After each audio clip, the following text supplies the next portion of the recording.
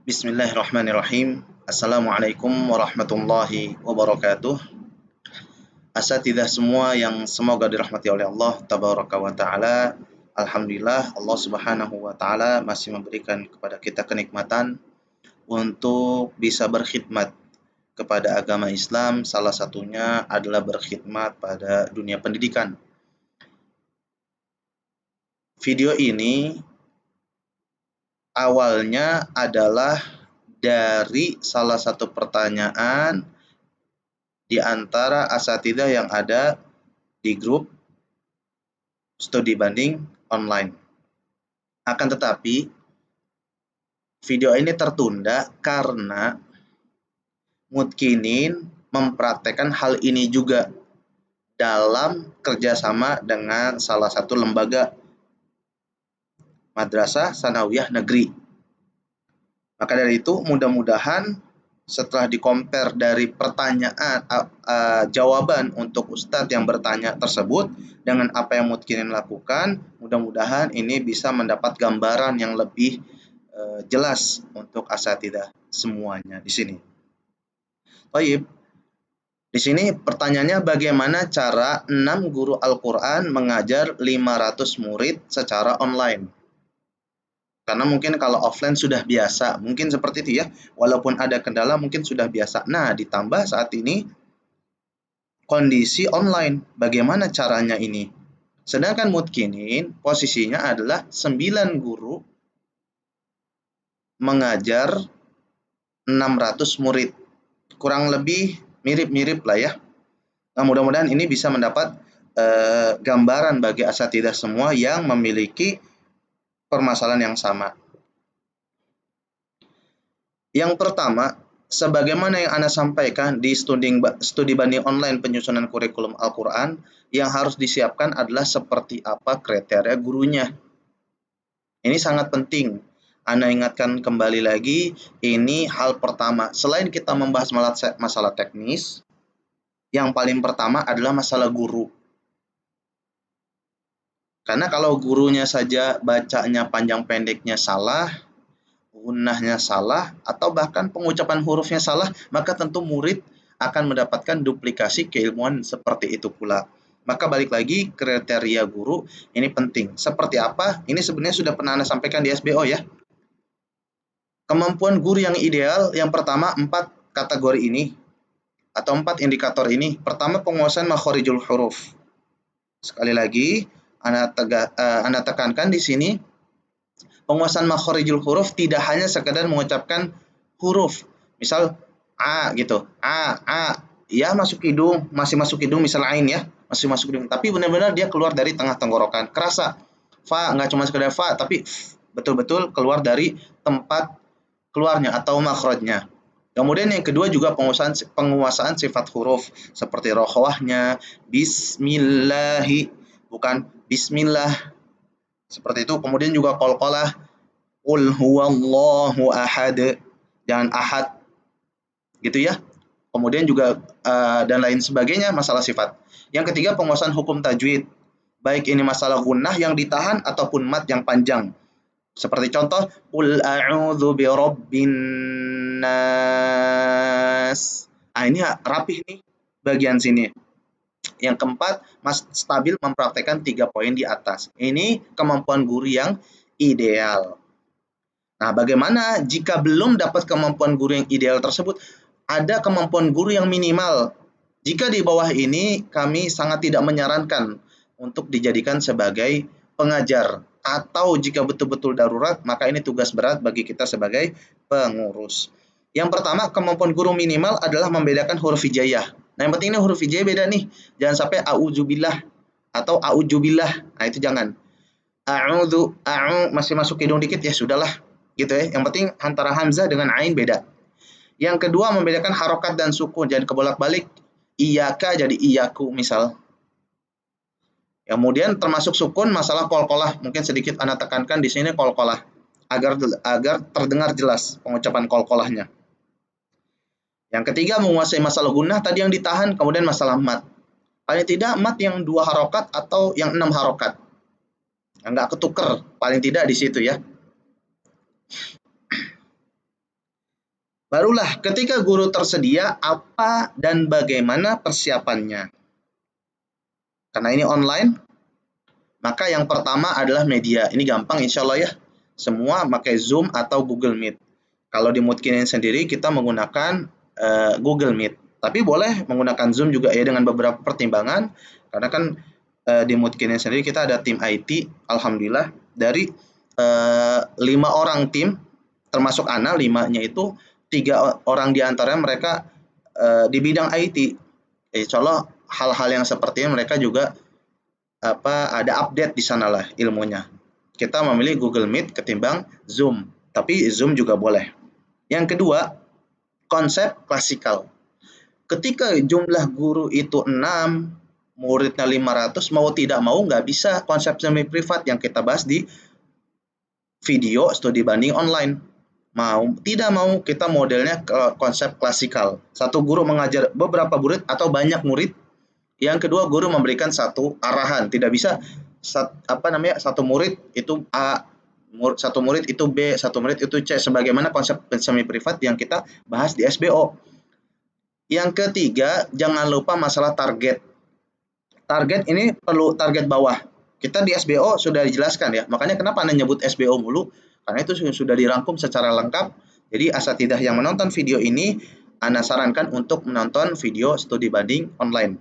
Nah, target bawah, jangan ditargetkan atas.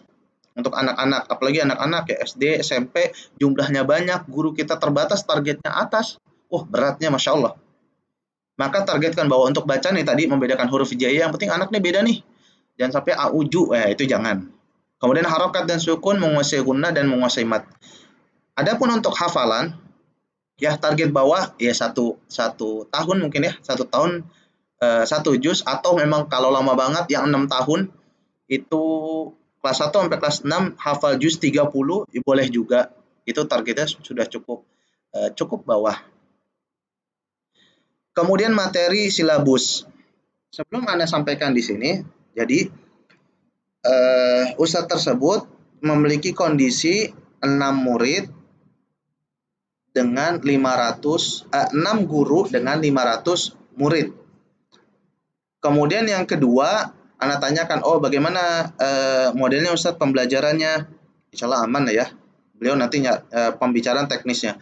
Kemudian yang kedua, apakah guru-gurunya mumpuni Ustadz, berkompeten? Alhamdulillah. Kata Ustadz tersebut, alhamdulillah guru-gurunya berkompeten. Alhamdulillah berarti poin pertama masalah guru sudah. Kemudian yang kedua, masalah target. Anda tanyakan, bagaimana cara targetnya? Ya yang penting bacaan nggak salah-salah banget. Kemudian juga yang kedua hafalan juga selama lulus kelas 6, ya berarti selama sekitar 6 tahun ya, hafalnya juz 30. Menurut Anda ini juga target hafalan cukup masuk akal ya, karena sangat sedikit ya, sangat minim. Nah, tinggal terakhir ada permasalahan yang menurut Anda permasalahan itu beliau di situ memberikan target tambahan, yaitu menghafal matan Tuhfatul Atfal. Sekali lagi, ini sudah Anda jelaskan di SBO, tidak masalah memberikan target ini, target itu, asal pertama guru mumpuni, kemudian yang kedua kita sebagai pengurus juga pintar mendelegasi tugas. Di situ Anda tanyakan kepada ustadznya, Ustadz, ini yang mengajar siapa Tuhfatul Atfal? Qadarullah yang mengajar adalah ustadz tersebut saja untuk mengurus banyak murid. Kalau guru yang lain bagaimana untuk mengajar Tuhfatul Atfal? Qadarullah belum atau tidak bisa ya, tidak bisa atau belum bisa. Nah, di sini Anda sarankan untuk menghilangkan, kalau memang tidak urgen sekali dihilangkan. Ini sudah Anda bahas lagi di SBO. Kalau tidak urgen sekali, masalah target Tuhfatul Atfal itu dihilangkan saja. Itu satu solusinya. Kemudian yang kedua, kalaupun mau ada, Ustadz bikinlah mungkin kayak rekaman, kayak tulisan, kayak apa model penjelasan supaya ustadz yang lain tinggal mendelegasikan saja, tinggal men-share saja di grup. Termasuk ustadz menyampaikan materinya, membuat soalnya, membuat ujiannya, ustadznya aja. Dan yang ketiga, Ana sarankan di sana agar ustadz bisa fokus menjadi pengurus. Maksudnya mengurus dengan jumlah guru yang sedikit, memang terlihatnya jadi lebih sedikit. Ya kan, misal contoh 6 guru, ada 500 murid nih. Ketika ustadz tersebut yang 6 guru itu masuk ke dalamnya, ketika keluar kan jadi 5 ya. Tentu loh, ini jadi dikit dong. Jadi dikit dong gitu. Mungkin kalau dari situ bisa jadi lebih sedikit, tapi lihat apa yang harus dilakukan ustadznya. Nah, di antaranya pertama tadi, mempercepat pembuatan tufatul atfal. Nah, makanya kan ketika berat ini lebih baik dihilangkan. Kemudian yang kedua, mengurus tadi, lebih mendisiplinkan bagaimana cara SOP-nya mungkin ya, alurnya, batasan-batasannya, apa yang harus disampaikan dan lain sebagainya, evaluasi. Nah, itu tugasnya. Jadi 5 guru ini fokus menjalankan arahan dari ustadz atau pengurus, yang pengurus juga fokus memberikan arahan dengan jelas agar bisa dijalankan dengan mudah oleh para pengajar. Sehingga di sini sifatnya Ana menyarankan bukan pengurus tersebut, ustadz tersebut keluar dari tanggung jawab membantu asatidzah lain, tapi lebih memposisikan dirinya untuk melakukan beban yang lainnya, untuk membantu di sisi lain, di sisi manajemennya, di sisi controllingnya, dan lain sebagainya. Taib, ketika jumlahnya itu banyak muridnya, gurunya sedikit, tentunya konsepnya klasikal. Nah, di antara pembuatannya adalah materi dari sisi silabus. Kenapa materi dari sisi silabus? Karena waktu itu di SBO kita sampaikan materi, kalau konsepnya semi privat, materi itu dari sisi kemampuan. Satu materi kalau bagus lanjut, kalau nggak bagus nggak lanjut, kayak gitu ya. Nah, sedangkan di sini karena waktunya terbatas, kita konsepnya klasikal, mau tidak mau dibuat silabus. Berapa targetnya, kemudian dibagi dengan pertemuannya. Misal contoh di sini target 100 materi. Ya, ada misal contohnya huruf hamzah, huruf ba, sampai terus masalah nun sukun atau idgham bigunnah dan seterusnya sampai 100 materi. Dibagi dengan jumlah pertemuan 150. Nah, kenapa Anda sebut juga 150 kalau untuk 100 ini hanya contoh ya. Tapi kalau 150, karena tadi Anda sampaikan ini juga kita mutkinin mau bekerja sama dengan salah satu madrasah sanawiyah negeri gitu. Setelah kita total jumlah di dalam pertemuan di kalender akademiknya itu kurang lebih 150 pertemuan. Jika sepekannya itu 5 kali pertemuan dalam sepekan, maka total semuanya 150-an dikurang libur dan lain sebagainya ya. Maka dari itu ketika targetnya 100 dibagi 150, tinggal satu materi dalam satu pertemuan. Selebihnya kan ada 50 pertemuan. Nanti kita akan bahas gunanya untuk apa. Kemudian yang kedua, sedangkan silabus hafalan juga begitu. Misal target juz 30. Juz 30 ada 23 halaman. Setiap halaman maksimal terdiri dari 15 baris. Setiap pertemuan membahas 3 baris. Ingat ya, juz 30 ada 23 halaman. Karena kan Al-Quran itu ada 604 halaman. Di mana setiap juz itu 20 halaman kecuali juz 1 yang totalnya 21 halaman dan juz 30 yang totalnya 23 halaman. Jadi 604. Satu di juz awal, tiga di juz 30. Nah, setiap halaman maksimal terdiri dari 15 baris untuk cetakan mushaf standar Madinah. Setiap pertemuan membahas 3 baris. Ini sebenarnya targetnya untuk 1 tahun ya. Setiap pertemuan membahas 3 baris. Setiap selesai 1 halaman atau 5 pertemuan maka wajib murojaah. Jadi begini, contoh kita Senin, Selasa, Rabu, Kamis, Jumat ya. Itu berarti kan 5 pertemuan. Sedangkan 1 halaman itu ada 15 baris. Kan 3 sampai ketika 5 pertemuan maka selesailah 1 halaman. Ketika sudah 5 pertemuan 1 halaman. Kenapa juga kata kuncinya pertemuan? Karena ada waktu-waktu libur yang tidak bisa kita tentukan. Contohnya setiap hari setiap hari Jumat murojaah. Nah, kita nggak tahu kalau Jumat itu libur. Maka dari itu lebih baik di sini setiap 5 pertemuan atau 1 halaman selesai maka wajib murojaah. Nah, pertemuan berikutnya seperti itu, ketika 1 hari ke-6 gitu ya, hari ke-6 murojaah, maka ulang lagi hari pertama, hari kedua, hari ketiga sampai hari kelima, hari ke-6 murojaah. Baik, ini ditargetkan juz 30 atau 1 juz dalam 1 tahun. Jadi mudah-mudahan ini memberikan gambaran ya, kalau tadi asatidzah yang menyampaikan itu targetnya juz 30 dalam 6 tahun, mudah-mudahan ini juz 30 dalam 1 tahun. Kemudian untuk kelas, jumlah murid bagaimana cara pembagiannya? Tinggal dibagi saja jumlah murid, dibagi jumlah guru, sama dengan berapa. Kemudian dibagi jumlah kelas, ini perlu Sama dengan berapa? Contoh 500 murid dibagi 6, maka 83 murid setiap satu guru. 83 murid setiap satu guru. Bisa ini menggunakan video call Zoom ataupun WhatsApp. Ini bisa ya, kapasitasnya 100, masih masuk. Tapi bisa juga jumlah kelasnya mau berapa nih? Gitu. Apakah setiap Ustadz 6 guru itu mengajar berbarengan, misal jam 7 pagi sampai jam 8 pagi, semua guru tuh ngajar, atau dibagi dua? Dibagi dua. Memang semua guru ngajar, hanya saja tidak 500 murid. Dibagi jam pertama, sesi pertama itu 250 murid. Gitu ya. 250 murid semua. Kemudian sesi kedua 250 murid semua. Nah, bagaimana pembagiannya kalau begitu? Maka totalnya setiap satu guru atau satu kelas, guru itu memegang 42 murid. Lebih ringan lah ya. Tinggal dibagi dua waktu saja. Nggak sampai 3 atau 4 waktu. Cukup dengan dibagi dua waktu sehingga jumlah murid masih masuk akal walaupun cukup berat dengan kondisi yang berat. Kemudian tentukan tahsin dan tahfidz, satu atau keduanya. Ada yang memang tahsin dulu, ada juga yang tahsin tahfidz, ada yang tahfidz aja. Ya, ini bagaimana nih? Sebaiknya saran kami tahsin didahulukan daripada tahfidz karena sebagai bekal untuk menghafal atau murojaah secara mandiri. Betul ya, karena kita nggak bisa nemenin terus murid-murid kita. Mereka harus bisa dibuat mandiri. Maka perlu ada pembelajaran tahsin atau baca Al-Quran dengan baik, ya, tidak melakukan kesalahan-kesalahan fatal yang sifatnya lahan jali. Kemudian yang kedua juga agar terhindar dari kesalahan dalam menghafal.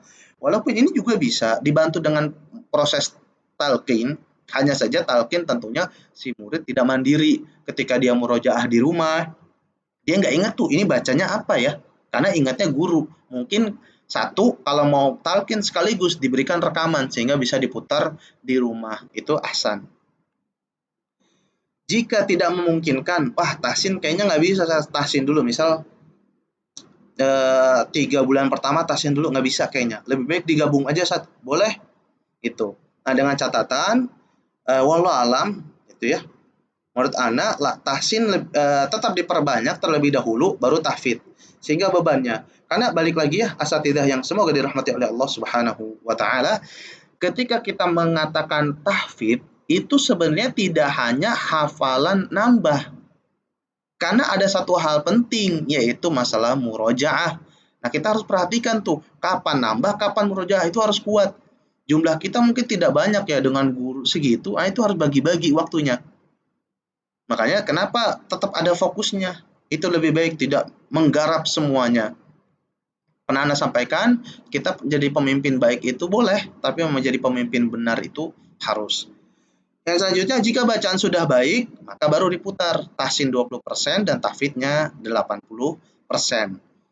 Bagaimana kalau nggak bisa? Nah, ada lagi nih, saya maunya tahfidz aja lah gitu. Tahfidz aja lah. Ya sudah, jika memang itu, dan ini juga kebetulan, ini kerjasama kita dengan Madrasah Sanawiyah Negeri, ini yang kita lakukan. Gitu ya, kerjasama di sana menginginkan tahfidz saja. Maka mau tidak mau ditalkin dengan bacaan yang baik. Dengan tadi ya pemilihan guru yang baik, ditalkin. Itu karena memang tidak ada bekal di sisi tahsinnya, maka ditalkin. Kemudian yang kedua, senantiasa dievaluasi bacaan murid dengan 4 indikator target bawah dari sisi bacaan. Tetap ketika bacaannya salah, itu diperhatikan 4 indikator bacaan. Yang target bawah, huruf harus beda. Kemudian harokat dan sukun juga harus dibedakan. Gunnah dan mat. Baik, selanjutnya ketika persiapan sudah ditentukan tadi ya, masalah zoom-nya, masalah targetnya, masalah jumlah muridnya, masalah dan lain-lain. Nah, ketika persiapan sudah ditentukan, bagaimana tata cara KBM-nya? Kita mudahkan ya, kita simpelkan, mudah-mudahan ini memberi gambaran yang mudah kepada asatidzah semua, dan ini juga yang dilakukan oleh Mutkinin. Pertama kita bagi menjadi 3, ada pra KBM, ada ketika KBM, dan ada selesai KBM. Ini sama yang dilakukan Mutkinin di program-program tahsin yang saat ini berjalan. Nah, pra KBM ini pengajar perlu ingat, ya, berapa jumlah materi yang ingin disampaikan dalam hari itu pembagiannya, sehingga jangan sampai molor-molor ya. Ya ini silabus lah ya, silabus. Kemudian juga berapa jumlah waktu yang tersedia, 60 menit, sadar maksudnya kita tahu nih materi ada 3, cuman nggak tahu jamnya berapa. Sehingga satu materi bahas lama banget, akhirnya materi yang lain tidak kebagian porsinya. Maka dari itu ini dibagi, dikondisikanlah dengan 60 menit itu atau dengan berapapun menit yang ditentukan oleh lembaga, disesuaikan dengan jumlah materi yang ada. Nah, ketika mulai KBM, pengajar perlu melakukan hal ini. Pertama, pendahuluan. Supaya apa? Eh, ya karena ini modelnya belajar agama, kemudian juga sebagai adab ya, tidak ucuk-ucuk gitu ya, langsung mulai, ayo kita mulai. Enggak ya, pendahuluan supaya kita mendapatkan keberkahan.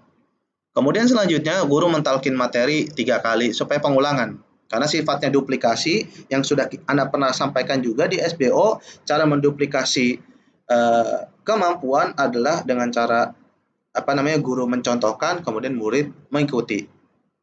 Di sini kurang lebih 10 menit karena materi. Karena posisinya guru dulu nih mencontohkan. Nah, semua posisi online, semua mic di sini on.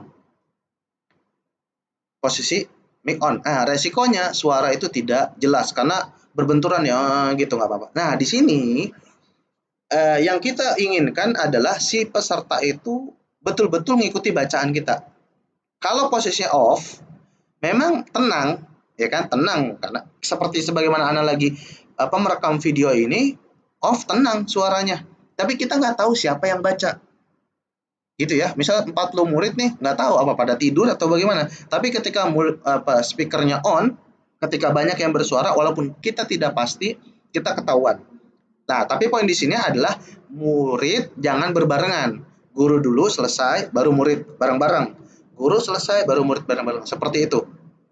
Sehingga walaupun suara si murid itu tidak kedengaran dengan murid lain ya, karena berbenturan, yang penting dia sudah mendengar contoh dari gurunya. Nah, 3 kali untuk pengulangan, kurang lebih 10 menit. Kemudian murid diminta satu persatu secara acak membaca ataupun yang ada yang udah hafal mungkin siapa gitu. Nah, di sini butuh waktu 20 menit sambil dikoreksi jika ada yang salah.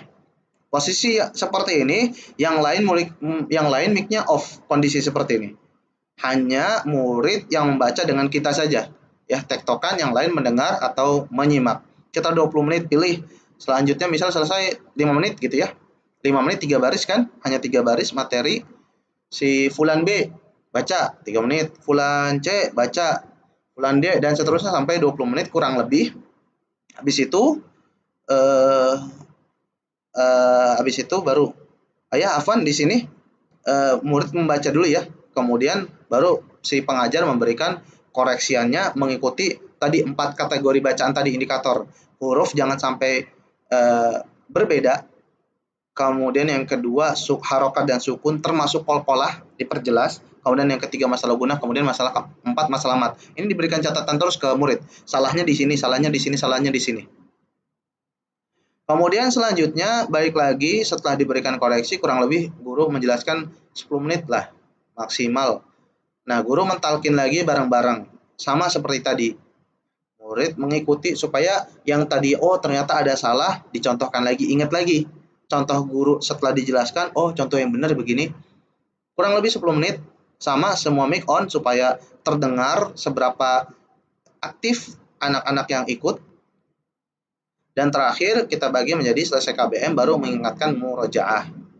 Dan penutup kurang lebih 5 menit mungkin nasihat atau apa, 5 menit karena waktunya terbatas kita untuk ngajar yang lain atau anak-anak untuk belajar yang lainnya. Itu kurang lebih proses KBM, pra, kemudian mulai dan selesainya KBM. Kenapa mengingatkan murojaah? Karena nanti kita akan bahas salah satunya adalah sebabnya si guru di kondisi saat itu waktunya sangat-sangat terbatas.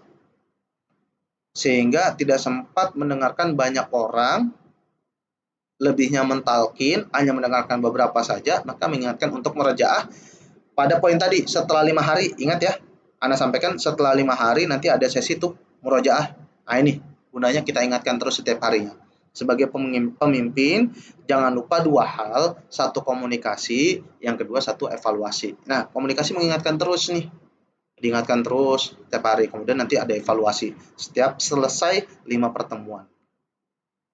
Lanjut, setelah nambah tadi hafalan, ini kita dari sisi hafalan, dari sisi materi, insya Allah bisa ya, lebih mudah, karena dia sifatnya nggak ada yang macam-macam kalau untuk materi. Lebihnya kita bagi menjadi dua, untuk menjaga bacaan, latihan lah materi yang dibahas di kelas minimal 20 kali dalam sehari. Sebenarnya sih rutin lebih banyak, bagus, tapi dengan angka itu ketahuan. Kalau misal kita kasih tahu 20 kali, si murid hanya melatih 3 kali, nggak bisa-bisa, ya wajar. Itu maksudnya menggunakan data seperti itu. Tapi mereka 50 kali, oh Masya Allah, gitu ya. Ini gambarannya kenapa ada nominal supaya ada gambaran. Jangan banyak. Nah, masing-masing orang beda tuh. Si murid, saya mah 3 aja udah banyak, Ustaz, misal gitu. Atau saya mah 30 juga belum banyak, gitu kan. Nah, paling enggak kita beri gambaran nih 20 kali cukup untuk apa namanya menjaga hafalan. Ini kalau digabung ya, baik bacaan, tahsinnya ataupun hafalan. Kalau enggak, ya sudah masuk ke bagian hafalan. Nah, di sini ada dua modelnya, murojaah sabak sama manzil. Sebenarnya istilah ini mungkin berbeda-beda di kalangan asatidzah semua ya. Tapi di sini Ana sampaikan istilah sabak itu hafalan yang kayak baru dihafal. Kalau nambah itu sabki nambah. Afwan ya, Ana kebalik apa enggak ya? Ada nambah hafalan, kemudian murojaah hafalan yang tadi. Misal tadi pagi nih kita nambah, kemudian ya sudah sorenya murojaah. Ini ya murojaah yang ini. Kemudian yang ketiga murojaah yang lama-lama. Misal contohnya tadi tuh udah di 10 halaman. Tapi murojaah sabak atau sabeki, nanti walau alam mungkin asatidzah bisa mengoreksinya. Mendengarkan murotal materi yang ditalkin di kelas. Tadi kita ingat ya pembagiannya, misal contohnya 3 materi per hari. Nah, diputar-putar aja tuh. Mendengarkan murotal minimal 20 kali dalam sehari. Sebenarnya selain murotal ini untuk hafalan, ini dari sisi anak-anak itu mudah-mudahan lebih dekat dengan Al-Quran. Satu. Kemudian yang kedua, sebagai alasan untuk orang tuanya juga dekat dengan Al-Quran. Karena ini kita konsepnya itu serapan dari program keluarga Quran yang sempat Anda sampaikan juga di program SBO. Kita kan salah satu testimoni apa yang dirasakan para orang tua adalah, Masya Allah Ustadz, selain anak juga hafal, orang tuanya juga, selain anak itu dengar ya, sering tasmi Al-Quran, orang tuanya juga jadi ikut gitu. Nah, harapannya itu. Harapannya selain si anak, kan kalau baca sendiri lebihnya ke anak ya. Nah, tapi di sini murojaah dengan murotal, harapannya enggak selain anak, tidak hanya anak saja, tapi juga orang tuanya bisa ikut mendengarkan hafalan. Kemudian yang kedua murojaah manzil, yang sifatnya kalau sudah banyak, nah itu ngulang tuh murojaah-murojaah yang lama. Di sini kalau bisa murojaah 10% dari total hafalan setiap harinya. Ini juga murojaah, jadi setelah misal sudah 10 halaman, dia nambah halaman ke-11, ya sudah murotal 20 kali halaman ke-11 dan murotal 20 kali halaman pertama, karena dia sudah 10 halaman. Kurang lebih seperti itu asatidzah yang semoga dirahmati oleh Allah Subhanahu wa taala.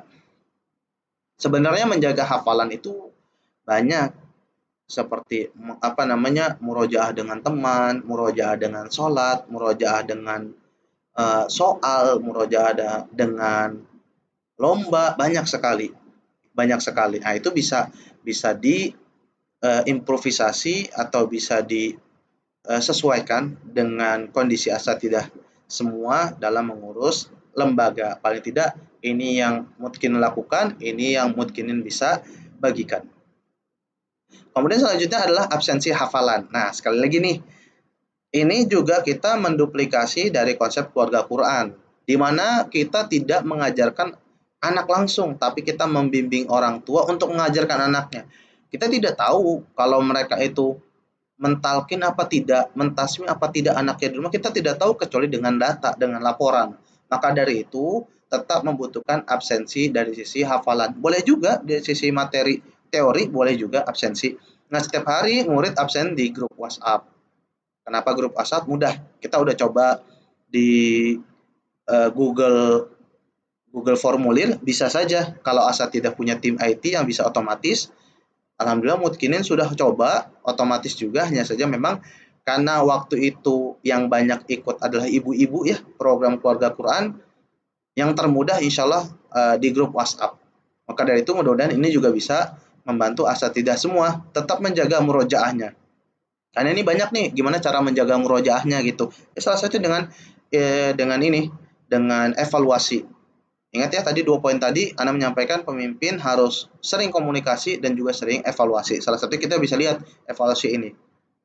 Nah, contoh nama fulan, murojaah sabekinya tadi as-soff ayat 1 20 kali, murojaah manzil menjadilah ayat 1 sampai 5 20 kali.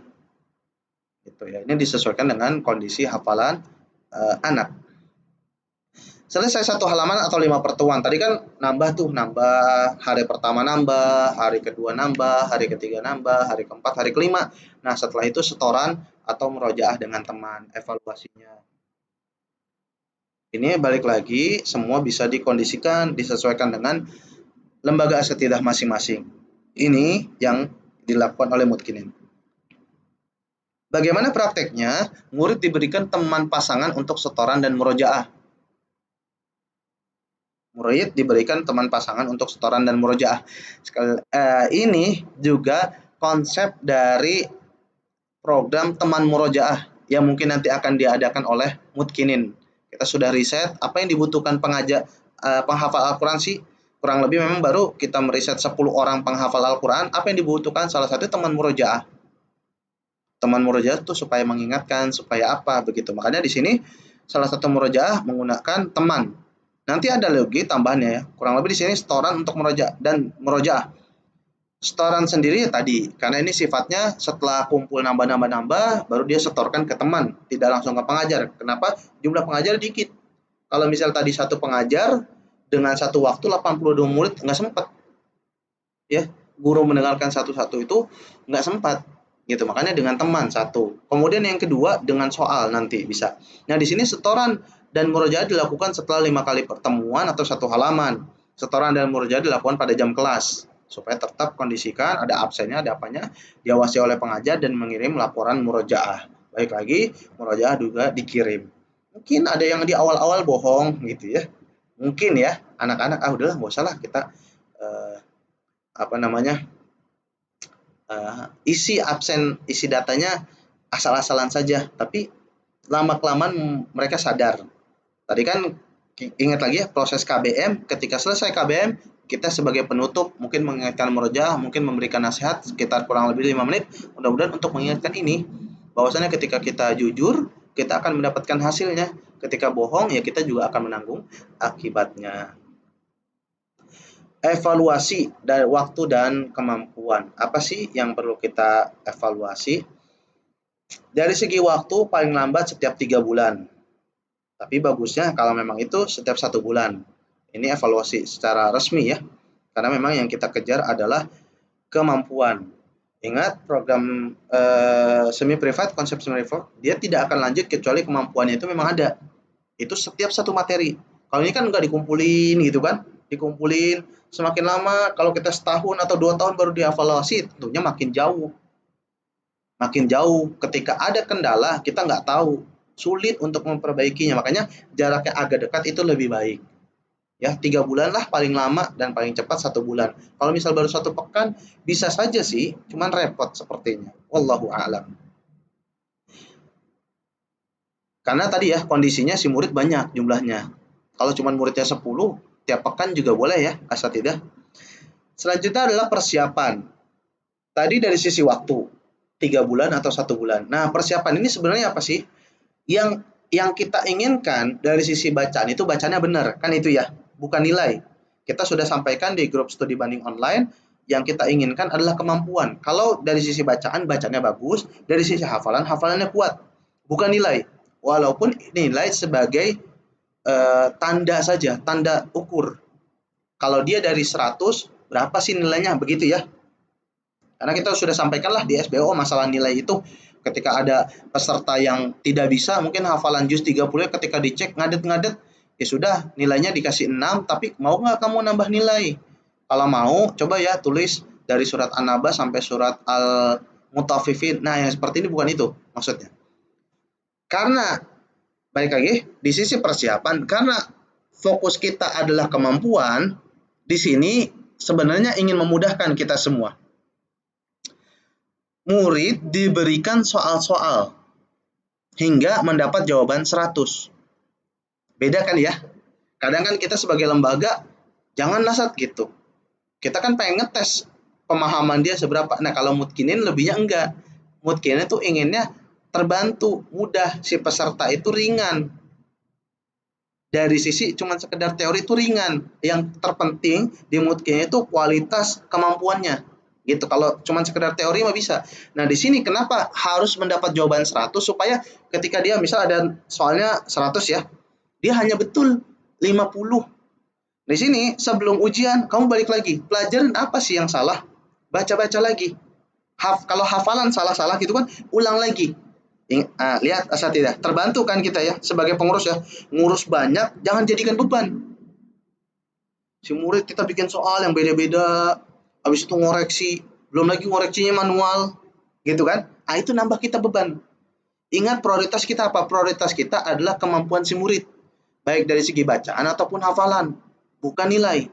Maka dari itu Mutkinin ini memberi modelnya ringan pekerjaannya. Kita bikin soal otomatis melalui Google Form, misal contoh 100 soal, si murid sebelum melakukan ujian yang betul-betul ujian beneran dari segi bacaan ataupun hafalan, mereka mengerjakan soal ini dulu. Dari segi pola pikir dia paham nggak? Ketika hafalannya atau afan, ketika soalnya dijawab hanya 70%, di situ diingatkan secara otomatis ya, ulang lagi sampai nilainya 100. Ulang lagi sampai nilai 100 gitu. Nah, setelah mendapatkan nilai 100 dari 100 dan yakin dengan hafalannya atau bacaannya, maka lanjut ujian yang betulannya. Ingat, di situ sangat terbantu. Si murid pun dia udah kelihatan nih persiapannya ini betul-betul matang yang harus diuji. Nah, di sini terbantu. Mau lihat soalnya juga silahkan. Yang penting tadi poinnya, setelah mendapatkan 100 dan dari 100 dan yakin dengan bacaan ataupun hafalan, maka lanjut ke ujian. Dan yang terakhir, dari sisi kemampuan, paling tidak bacaan sesuai 4 hal target bawah tadi. Ingat ya, coba diulang lagi di sana, 4 hal tadi apa, dan kalau hafalan kesalahan tidak lebih dari 3 kali. Misal dia hafalan targetnya 1 juz, ya sudah, jangan lebih dari 3 kali. Makanya tadi dibantu dengan soal-soal supaya kita nggak beban. 3 kali ini bisa kita model dengan pertanyaan, beberapa pertanyaan saja. Misal dengan 5 pertanyaan untuk mewakili hafalan 1 juz. Atau ketika dia 3 juz dengan 10 pertanyaan saja. Tidak perlu kita dengerin dari awal sampai akhir. Jadi cukup tuh, kita tahu kualitas anak-anak, walaupun banyak kita bisa ngecek. Karena kita ngeceknya dari sisi kualitas, betul-betul bacaan ataupun hafalan. Selebihnya teori itu diwakilkan dengan teknologi. Nah, ini intinya bagi asatidah semua yang mungkin share program ini atau video ini dan belum mendapatkan grup untuk sharing masalah bagaimana mengurus lembaga, mungkin bisa menghubungi Mutkinin, kemudian menghubungi Humas Mutkinin, atau bertanya dari informasi yang didapat ketika video ini sampai kepada asatidah semua. Baik, mungkin itu yang bisa Anda bagikan pada kesempatan kali ini. Mudah-mudahan bisa menjawab, bisa memberikan solusi lah bagi asatidah yang saat ini mendapati permasalahan yang sama, kendala yang sama, atau menghadapi ya hal yang sama. Mudah-mudahan balik lagi kita mengharapkan keridhaan dari Allah Subhanahu wa taala, kemudian juga kita mengharapkan pertolongan dari Allah Subhanahu wa taala. Kita sudah berikhtiar semampu kita dan selebihnya semoga Allah Subhanahu wa taala memudahkan langkah kita, langkah asatidah semua yang sedang berjuang dalam mengurus pendidikan anak-anak khususnya di bidang Al-Qur'an. Wassallallahu ala nabiyyina Muhammad wa ala alihi wa sahbihi ajma'in. Tsumma assalamu alaikum warahmatullahi wabarakatuh.